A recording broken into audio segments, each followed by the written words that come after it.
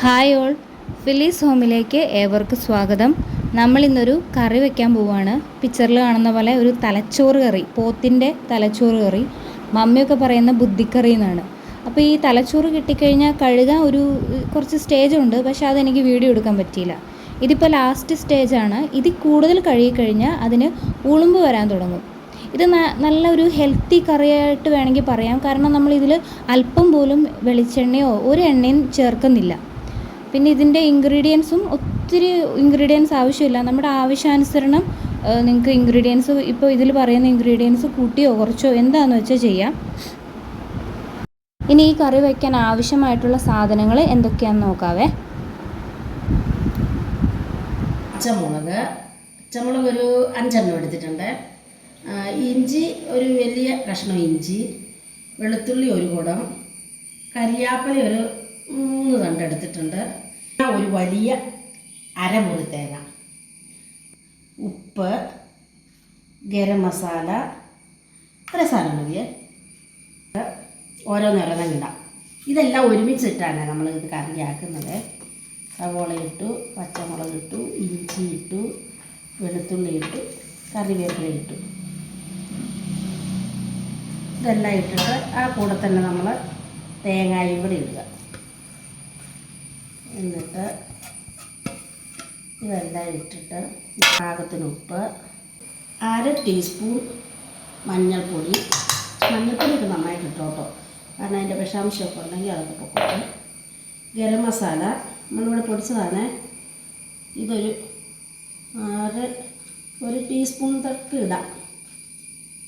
എൻ്റെ സ്പൂൺ ഇതാണ്, ഇട്ടിരിക്കുന്ന സ്പൂൺ ഇതാണ്, ഇത്ര മുഴുത്തുള്ള സ്പൂണാണ്. 1 ടീസ്പൂൺ ഇട്ട് ഇനി നമുക്ക് ഇതിനെല്ലാം കൂടെ യോജിപ്പിക്കണം. അതുകൊണ്ട് തന്നെ നമ്മൾ ഇറച്ചിയൊക്കെ തിരുമ്മി വയ്ക്കുന്ന പോലെ തന്നെ നമ്മൾ പോത്തിൻ്റെയൊക്കെ ബുത്തിയാണ് ബുത്തി എന്ന് പറഞ്ഞ ഈ സാധനം. ഇത് നമ്മൾ ഇറച്ചിയൊക്കെ തിരുമുന്ന പോലെ ഈ സാധനം എല്ലാം കൂട്ടിയിട്ട് തിരുമ്മി എല്ലായിടത്തും ആകത്തക്ക രീതിയിൽ അങ്ങനെ നമ്മൾ ഇതിലിടുമ്പം ഈ സാധനം ഇറച്ചിയൊക്കെ ആ ഇറച്ചി പോലുള്ള ബുത്തിയെ നന്നായിട്ട് ഞുറുക്കി വരും. നല്ല ഇതായിട്ട് നല്ലപോലെ ഇതെല്ലായിടത്തും യോജിപ്പിച്ച് കഴിഞ്ഞാൽ നമുക്ക് ആവശ്യത്തിനുള്ള വെള്ളം ഒഴിക്കണം. ഇനി ഇതിനകത്ത് വേറെ ഒന്നും ഇടാനില്ല കേട്ടോ, ഉപ്പും എല്ലാം ഇട്ടതാണ്.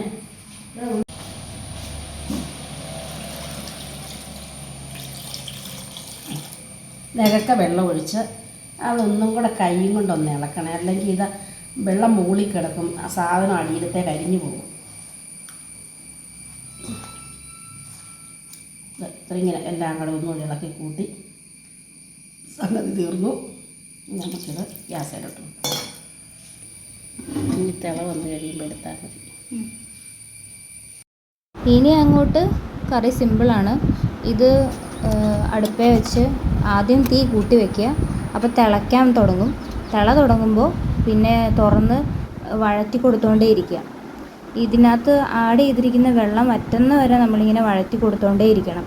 അടി പിടിക്കാതെ പ്രത്യേകം സൂക്ഷിക്കണം. കാരണം നമ്മളിതിൽ എണ്ണയൊന്നും ചേർത്തിട്ടില്ലല്ലോ, വെള്ളമാണ്. ആ വെള്ളം വറ്റുന്ന വരെ നമ്മളിത് വറ്റിച്ചു കൊടുത്തുകൊണ്ടേ ഇരിക്കണം.